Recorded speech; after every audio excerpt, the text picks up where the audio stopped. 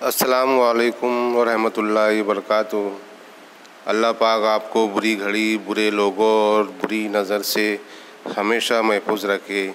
आमीन या रब्बुल आलमीन। सुबह बखैर। अज़ीज़ तलबा व तालिबात, इस उर्दू ऑनलाइन तदरीस में आप तमाम का खैर मकदम है। उम्मीद है आप खैरियत से होंगे। आपकी दरसी किताब का सबक नंबर 8 जिसका उन्वान है सिफारिश और जिसके मुस्तन्निफ़ अहमद नदीम कासमी, इसके दो हिस्सों का मुताला हम कर चुके हैं और आज इंशाअल्लाह हिस्सा सुवम का मुताला शुरू करने जा रहे हैं। 2 हिस्से हमारे हो चुके हैं, तीसरा हिस्सा बाकी रह गया था, उसे आज मुकम्मल कर लेंगे। तो आइए बिना किसी ताख़ीर के हम सबक का मुताला शुरू करते हैं। इससे पहले के 2 हिस्सों में हमने पढ़ा था कि फेका कोचवान है टांगे वाला, तो उसके जो बाबा की एक आँख चली गई है और उनके इलाज के लिए उधर बदर भटक रहा है ना।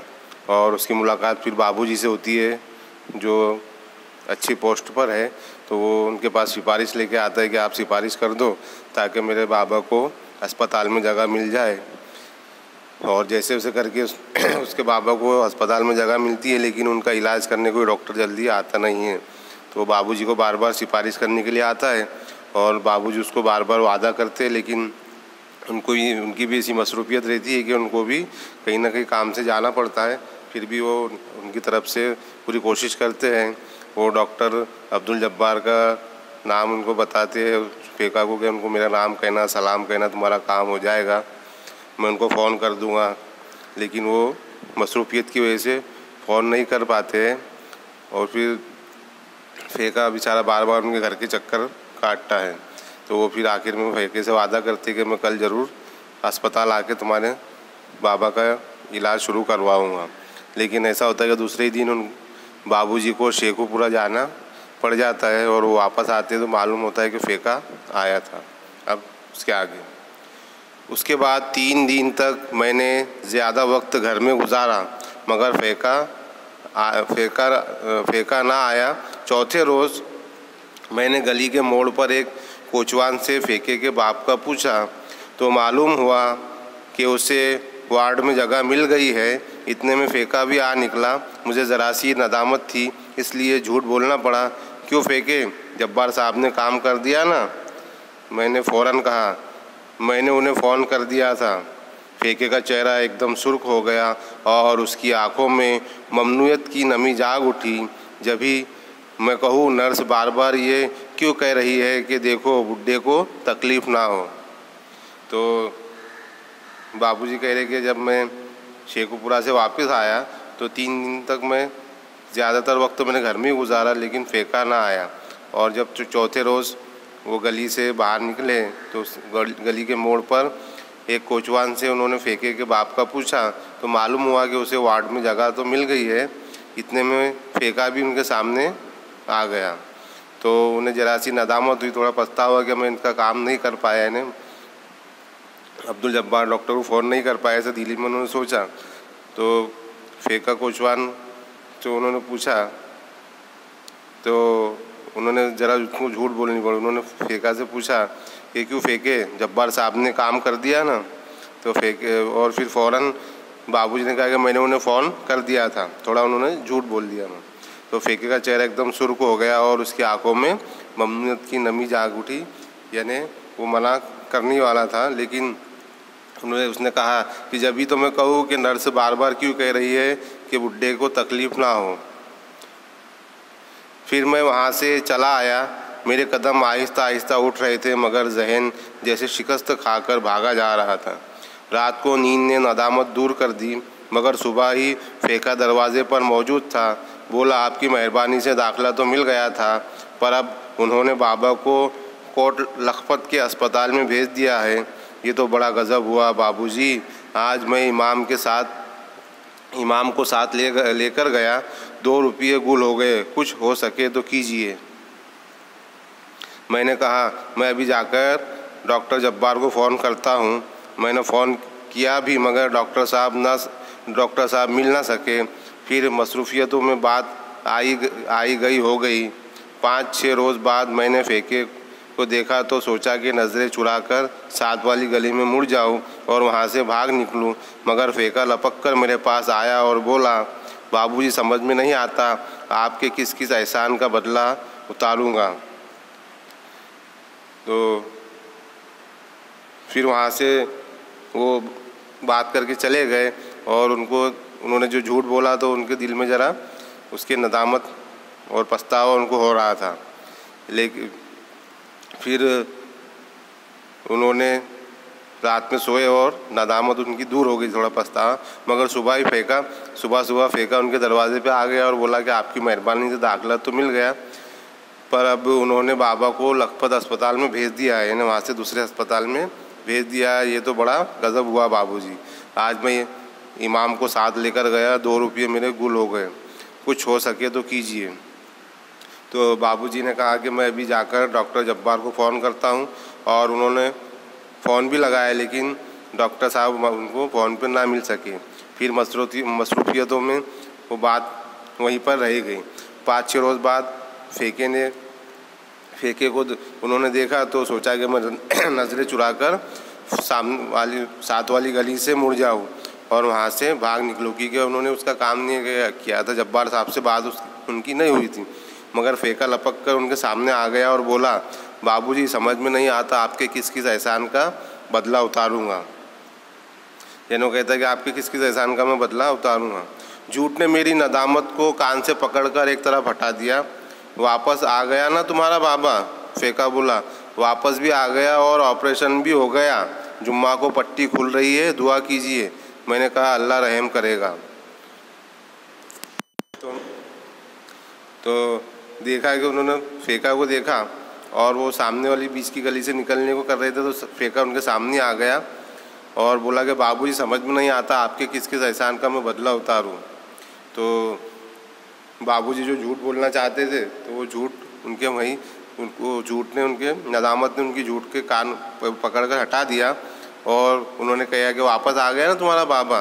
तो फेका बोला, वापस भी आ गया और ऑपरेशन भी हो गया, जुम्मा को पट्टी खुल रही है, दुआ कीजिए। बाबूजी ने कहा कि अल्लाह रहम करेगा। फिर वो जुम्मा की शाम को आया तो बोलते ही ज़ार ज़ार रोने लगा। बाबूजी गज़ब हो गया, पट्टी खुली तो पता चला कि एक आँख तो गई थी, दूसरी पर भी असर पड़ गया है। कहते हैं अब पहले ऑपरेशन का ज़ख्म मिले तो दूसरा ऑपरेशन होगा और दूसरी आँख का भी होगा। तो फिर जुम्मा की शाम को फेका बाबूजी के पास आया और ज़ार ज़ार रोने लगा। ज़ार ज़ार रोना एक मुहावरा है, इसका मतलब होता है कि ज़ोर ज़ोर से रोना, ज़ारों कतार रोना। तो वो कह रहा है कि बाबूजी गज़ब हो गया, पट्टी तो खुल गई लेकिन पता चला कि एक आँख तो गई थी, दूसरी आँख पर भी असर पड़ गया है। और डॉक्टर कहते हैं कि पहले ऑपरेशन का ज़ख्म भरे मिले तो दूसरा ऑपरेशन होगा और दूसरी आँख का भी होगा।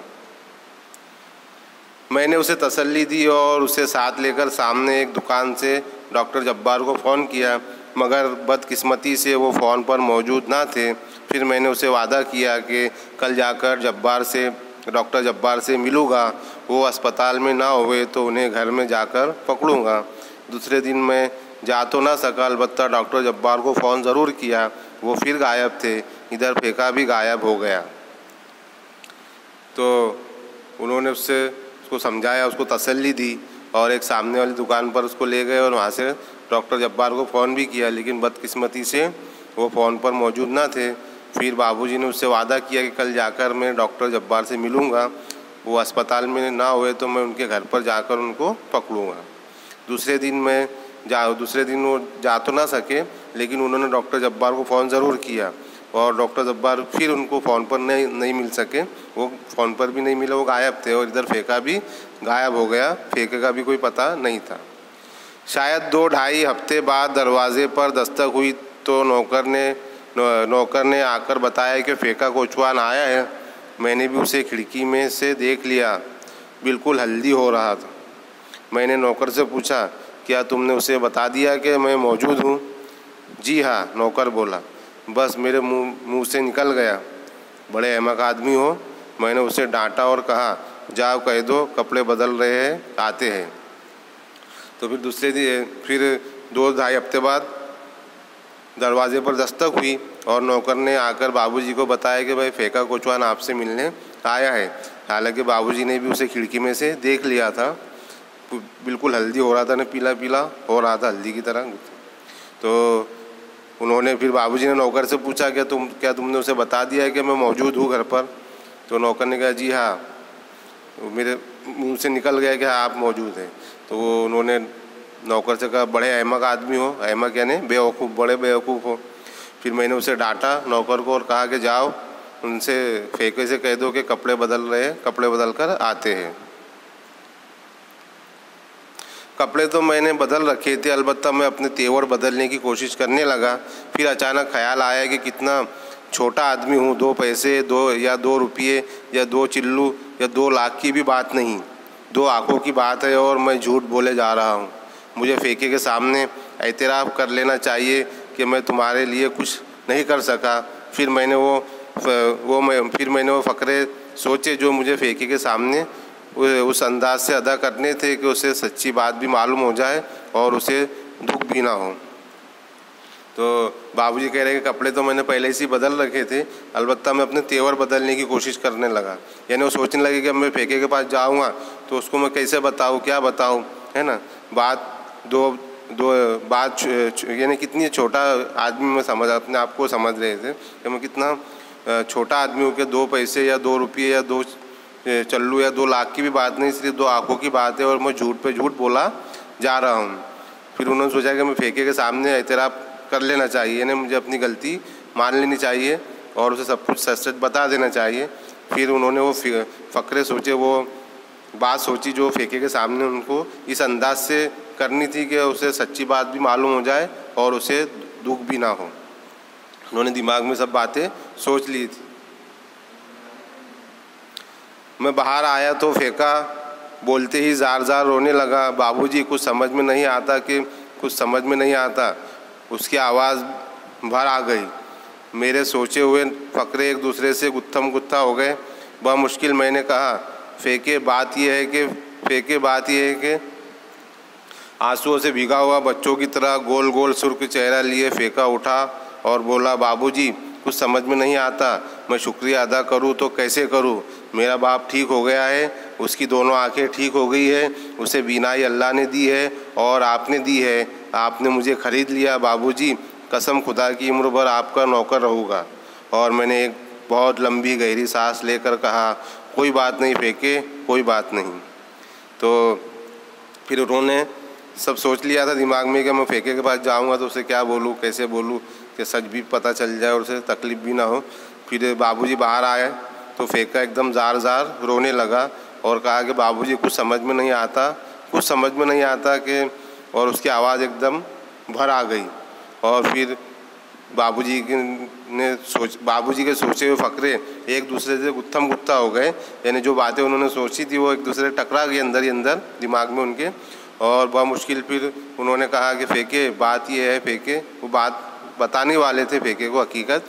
तो उसने आंसुओं से भीगा हुआ बच्चों की तरह उसका गोल गोल लाल चेहरा फेंका और उठा और बोला बाबूजी कुछ समझ में नहीं आता, मैं शुक्रिया अदा करूं तो कैसे करूं। मेरा बाप ठीक हो गया है और उसकी दोनों आंखें भी ठीक हो गई है, उसे बीनाई अल्लाह ने दी है और आपने दी है। आपने मुझे ख़रीद लिया है बाबूजी, कसम खुदा की उम्र भर मैं आपका नौकर रहूँगा।